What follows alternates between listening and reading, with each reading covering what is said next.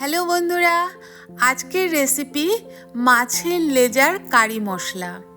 এই মাছের লেজা কিন্তু খেতে অনেকেই খুব ভালোবাসে, তাই আজকের রেসিপি মাছের লেজার। চলো দেখা যাক। আমি 4 পিস এখানে মাছের লেজা নিয়ে নিয়েছি। এগুলো ধুয়ে ভালো করে পরিষ্কার করে নিয়েছি। এবারে এতে আমি একটু নুন আর হাফ চামচের মতন হলুদ দিয়ে দিলাম। দিয়ে ভালো করে লেজাগুলোতে নুন হলুদ মাখিয়ে নিচ্ছি। মাখিয়ে নিয়ে কিছুক্ষণের জন্য এটা রেখে দেব। এই মাছের লেজা খেতে কিন্তু খুবই মজাদার লাগে। যারা এই মাছের লেজা খেতে ভালোবাসো, আজকের রেসিপিটা তাদের জন্য। মাখানো হয়ে গেছে নুন হলুদ, এবারে রেখে দিচ্ছি। এবারে গ্যাসে একটা প্যান বসিয়ে নিয়েছি। গরম করে দিয়ে দিচ্ছি কিছুটা পরিমাণ সরষের তেল। তেলটা গরম হয়ে যাবার পর এর মধ্যে নুন হলুদ মাখানো লেজাগুলো আমি দিয়ে দিচ্ছি। এগুলো ভেজে নেব। দু পিঠি উল্টে পাল্টে আমি লাল করে ভেজে নেব। এক পিঠ হয়ে গেছে, অপর সাইডও আমি উল্টে দিচ্ছি। দিয়ে লাল করে আমি একটু কড়া করেই ভেজে নিচ্ছি।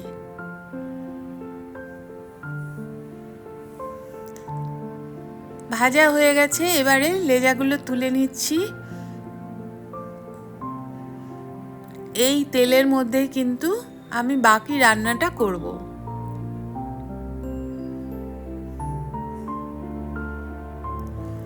এবার এই তেলের মধ্যেই আমি দিয়ে দিচ্ছি, দেখো, একটা বড় সাইজের পেঁয়াজ কুচি, একটা টমেটো কুচি আর 7-8টা রসুন কুচি, কাঁচা লঙ্কা চিড়ে নিয়েছি। পেঁয়াজটা দিয়ে দিলাম প্রথমে। পেঁয়াজটা একটু ভেজে নেব।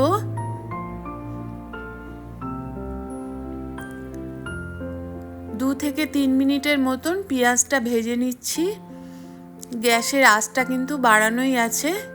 এবারে আমি এতে টমেটো কুচি, রসুন কুচিটা দিয়ে দিলাম। ভালো করে নাড়িয়ে নিচ্ছি।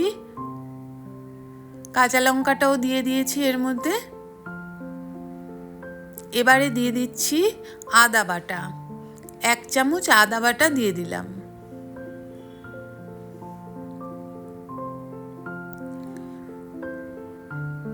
স্বাদ মতন নুন দিয়ে দিচ্ছি। হলুদ দিয়ে দিচ্ছি হাফ চামচ, আর দিচ্ছি লঙ্কার গুঁড়ো হাফ চামচ। মশলাগুলো ভালো করে মিশিয়ে নিয়ে একটু কষে নেব। যখন তেল ছেড়ে গেছে তখন এর মধ্যে দিয়ে দিচ্ছি মটরশুঁটি। এই মটরশুঁটি দিয়ে মাছের এই কারিটা করলে কিন্তু খেতে দুর্দান্ত লাগে।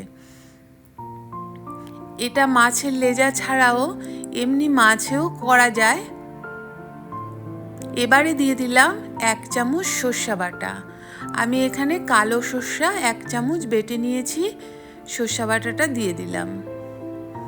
মশলাটা কিন্তু ভালো করে কষে নেবার পরই সর্ষেটা দিলাম। এবারে আরও 2 মিনিটের মতন কষে নেব। কষে নেবার পর দেখো পাশ দিয়ে তেল ছাড়তে শুরু করেছে, তার মানে মশলাটা কিন্তু হয়ে গেছে। এবারে দিয়ে দিচ্ছি জল। ছোট বাটির 1 বাটি জল দিয়ে দিলাম। বেশি জলের দরকার নেই।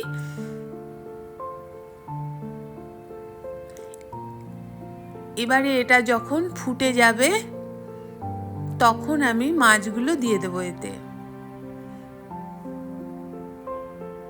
দেখো, এবারে মাছের লেজাগুলো আমি দিয়ে দিচ্ছি এর মধ্যে।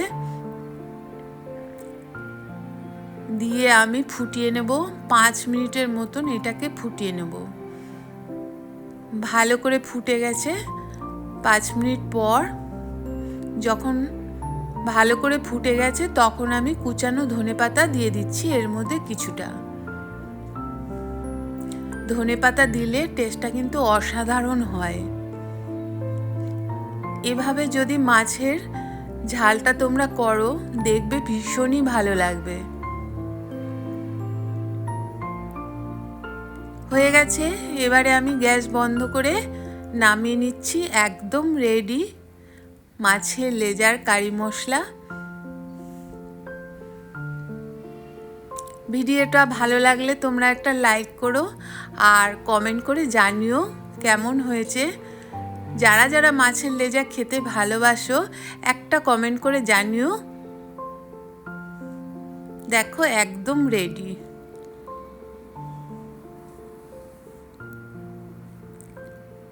আজকের মতন তাহলে শেষ করছি, আবার দেখা হবে অন্য কোনো ভিডিও।